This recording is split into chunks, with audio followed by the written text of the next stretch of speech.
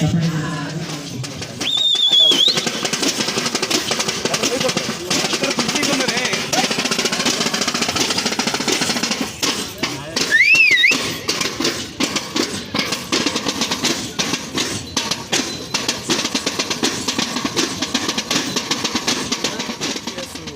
30 సంవత్సరాలు పూర్తవుతుంది. ఈ ఆగస్టు 24వ తేదీకి 1996లో సికింద్రాబాద్ హరిహర కళాక్షేత్రంలో ఆగస్టు 24వ తేదీన మొదటి కమిటీ ఈ రాష్ట్రంలో ఏర్పడ్డది, ఉమ్మడి ఆంధ్రప్రదేశ్లో.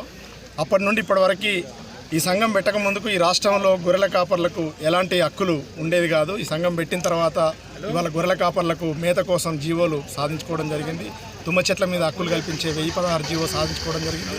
అట్లాగే కొన్ని రకాల వ్యాక్సిన్లు, మందులు, డాక్టర్లు, వైద్య సహకారాలు, అదేవిధంగా గత ప్రభుత్వం టైంలో రుణాలు, ఇట్లాంటి చాలా పథకాలు ఈ సంఘం పోరాటాల ఉద్యమాల ఫలితంగా ఈ 30 సంవత్సరాలలో సాధించుకోవడం జరిగింది.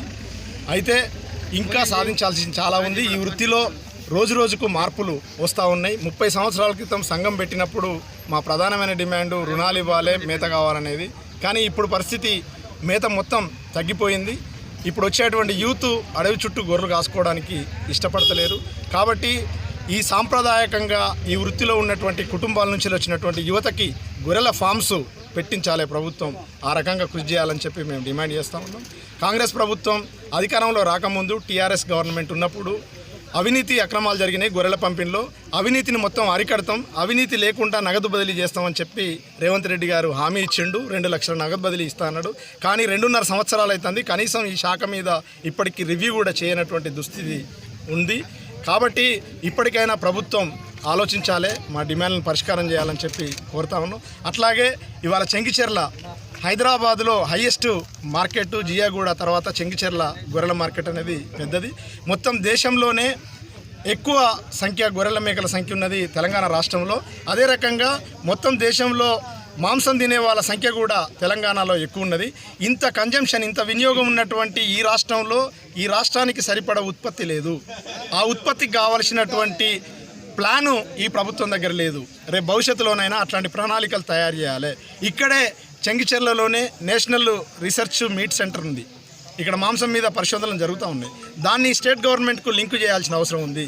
దేశం మొత్తం మీద గొర్రెల మేకల మీద పరిశోధన చేసేది రాజస్థాన్లో ఉంది.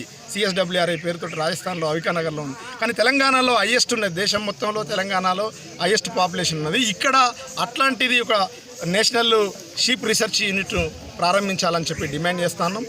మహబూబ్ నగర్లో ఉన్నటువంటి డక్కని షీప్ బ్రీడింగ్ ఏదైతే ఉందో దాన్ని పునరుత్పత్తి చేయాలి, మళ్ళీ వెంటనే ప్రారంభించాలి. ఆ రకంగా ముందు తీసుకుపోవాలి.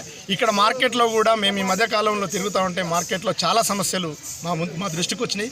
కనీస రోడ్లు కూడా లేనటువంటి పరిస్థితి చెంగిచెర్ల మార్కెట్లో ఉంది. కాబట్టి భవిష్యత్తులో ఈ మార్కెట్లో ఉన్నటువంటి సమస్యల మీద కూడా ఈ సంఘం ఆధ్వర్యంలో ఉద్యమాలు, పోరాటాలు చేస్తాం.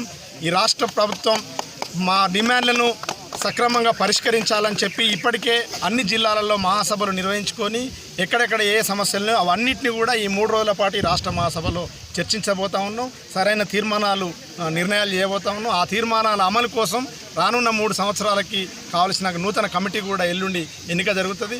ఆ కమిటీ నాయకత్వంలో మళ్ళీ 3 సంవత్సరాలు ఈ ప్రభుత్వానికి మేము చేసిన తీర్మానాలని అమలు కోసం ఉద్యమాలు, పోరాటాలు, ప్రణాళిక రూపొందించుకోవడం జరుగుతుంది. ఆ రకంగా ఈ మహాసభల్ని, ఈ 30 సంవత్సరాల వార్షికోత్సవాలని, ఈ వార్షికోత్సవాల సందర్భంగా ఈ గొల్ల కుర్మలలో గొర్రెల పెంపకందారులకు వృత్తికి అనుబంధంగా ఉన్నటువంటి కళారూపాలు ఒక 6-7 రకాల కళారూపాలు ఉన్నాయి. ఇవాళ తెలంగాణలో ఒగ్గు కథ, ఒగ్గు డోలు కళాకారులు, అదేవిధంగా మందహెచ్చల కళాకారులు, తగిడి జోగుల కళాకారులు, అట్లాగే తెరచీరలు బైకాని కళాకారులు, అదేవిధంగా ఆంధ్రప్రదేశ్లో తప్పడగుళ్ళ కళాకారులు శ్రీకాకుళంలో ఉన్నారు. అదేవిధంగా కర్నూలులో ఇవాళ గొరవయ్యలు ఉన్నారు. వీళ్ళందరినీ కూడా ఒక్క వేదిక మీదకి తీసుకురావడం జరిగింది. అట్లాగే గొర్రెల పెంపకందారుల నుంచి వచ్చినటువంటి పిల్లలు ఈ మధ్యకాలంలో ఫోక్ సింగర్స్ చాలా పాపులర్ అయినటువంటి వాళ్ళు ఉన్నారు. వాళ్ళందరినీ కూడా ఈ వేదిక మీద ఇవాళ సాంస్కృతిక ఉత్సవాలు ఈ 30 సంవత్సరాల సందర్భంగా నిర్వహిస్తూ ఉన్నాం. ఈ కార్యక్రమాలన్నింటినీ అదేవిధంగా వివిధ రకాల గొర్రెల బ్రీడ్స్ తోటి ఒక ఎగ్జిబిషన్ కూడా, ఒక 4-5 రకాల కొత్త బ్రీడ్స్, తెలంగాణ బ్రీడ్ కాకుండా కొత్త బ్రీడ్స్ కూడా ఎగ్జిబిషన్ కూడా నిర్వహిస్తూ ఉన్నాం. ఈ కార్యక్రమాలన్నింటినీ కూడా ఈ రాష్ట్రంలో ఉన్నటువంటి గొర్రెల పెంపకందారులందరూ కూడా విజయవంతం చేయాలని చెప్పి మీ ద్వారా కోరుతాం.